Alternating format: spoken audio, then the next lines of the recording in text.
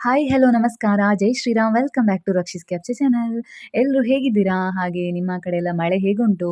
ಹಾಗೆ ಇದು ನಾನು ಹಾಸನದಿಂದ ಮನೆಗೆ ಹೋಗುವಾಗ ಒಂದು ಸುಂದರವಾದಂತಹ ನೋಟವನ್ನು ಕಳೆದು ಹೋಗ್ತೇನೆ. ಹಾಗೆ ಆ ನೋಟವನ್ನು ನಿಮಗೆ ಕೂಡ ಒಮ್ಮೆ ತೋರಿಸುವ ಅಂತೇಳಿ. ಇಷ್ಟು ಸುಂದರವಾದಂತಹ ಪ್ರಕೃತಿ ಸೌಂದರ್ಯವನ್ನು ನೀವು ಕೂಡ ಕಣ್ತುಂಬಿಸಿಕೊಳ್ಬೇಕಾ?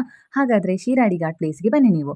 ಅಲ್ಲಿ ನಿಮಗೆ ಮೇಲ್ಗಡೆ ನೋಡುವಾಗ ಬೆಟ್ಟ ಗುಡ್ಡಗಳು ತುಂಬಾ ಸುಂದರವಾಗಿ ಕಾಣಿಸುತ್ತದೆ. ಹಾಗೆ ಕೆಳಗಡೆಯಿಂದ ಉಕ್ಕಿ ಹರಿಯುತ್ತಿರುವಂತಹ ನೀರಿನ ಸದ್ದು ಅದೇ ಸಾಕು, ತುಂಬಾ ಖುಷಿ ಆಗ್ತದೆ ಅಲ್ಲಿ ಹೋಗುವಾಗ. ಆದ್ರೆ ನೆಟ್ವರ್ಕ್ ಮಾತ್ರ ಇಲ್ಲ. ಹಾಗೆ ಮನೆಗೆ ಬಂದೆ, ಹಾಗೆ ಮಲಗಿದೆ. ಹಾಗೆ ನೆಕ್ಸ್ಟ್ ಡೇ ನಮಗೆ ಚಹಾಕ್ಕೆ ರೊಟ್ಟಿ ಮತ್ತೆ ಬೀಟ್ರೂಟ್ ಸಾಂಬಾರ್.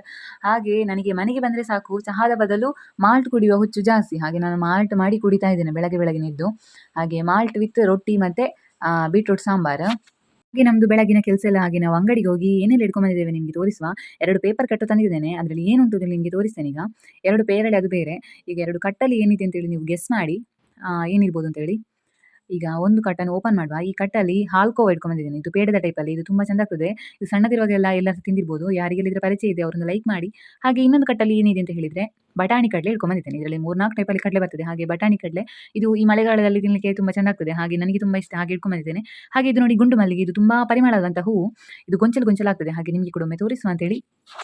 ಹಾಗೆ ರಪರಪ ಅಂತೇಳಿ ಪೇಟೆ ಹತ್ರ ಹೊರಟ್ವಿ. ಯಾಕಂತ ಹೇಳಿದ್ರೆ ಇವತ್ತು ಬುಧವಾರ. ಇವತ್ತು ನೆಲ್ಯಾಡಿ ಪೇಟೆಯಲ್ಲಿ ಸಂತೆ ನಡೀತದೆ. ಹಾಗೆ ನಿಮಗೆ ನಾವು ಸಂತೆಗೆ ಹೋಗ್ತಾ ಇದ್ದೇವೆ. ನಿಮಗೆ ಕೂಡ ತೋರಿಸ್ತೇವೆ ನಮ್ಮ ಊರಿನಲ್ಲಿ ಯಾವ ರೀತಿಯಾಗಿ ಸಂತೆ ನಡೀತದೆ ಅಂತೇಳಿ.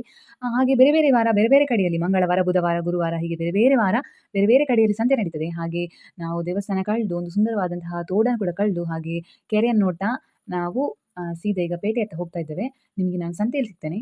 ಹಾಗೆ ಸಂತೆಗೆ ಬಂದೆ. ಅಲ್ಲಿ ಫಸ್ಟಿಗೆ ನಾವು ಒಣಗಲು ಮೀನಿನ ವೆರೈಟಿ ಒಣಗಲು ಮೀನು ನೋಡಲಿಕ್ಕೆ ಸಿಗ್ತದೆ. ಆನಂತರ ತಿಂಡಿಗಳ ಒಂದು ವಿಧ ವಿಧವಾದಂತಹ ತಿಂಡಿಗಳಿರ್ಬೋದು, ತರಕಾರಿ, ಮರಗೆಣಸು, ಹಾಗೆ ಡ್ರೆಸ್ ಮತ್ತೆ ಫ್ಯಾನ್ಸಿ ಐಟಮ್ಸ್, ಹಾಗೆ ಎಲ್ಲಾ ವಸ್ತುಗಳು ಸಿಗುವಂತಹ ಒಂದು ಜಾಗ ಅಂತ ಹೇಳ್ಬೋದು. ಹಾಗೆ ಈಗ ಹಣ್ಣುಗಳ ಸೀಸನ್ ಎಲ್ಲ ಮುಗಿತಾ ಬಂತು. ಹಾಗೆ ಮಾವಿನ ಹಣ್ಣು ಇರ್ಬೋದು, ಜೋಳ ಇರ್ಬೋದು, ಹಾಗೆ ದಾಳಿಂಬೆ ಇರ್ಬೋದು ಕಡಿಮೆ ದರದಲ್ಲಿ ಕೊಡ್ತಾ ಇದ್ದಾರೆ.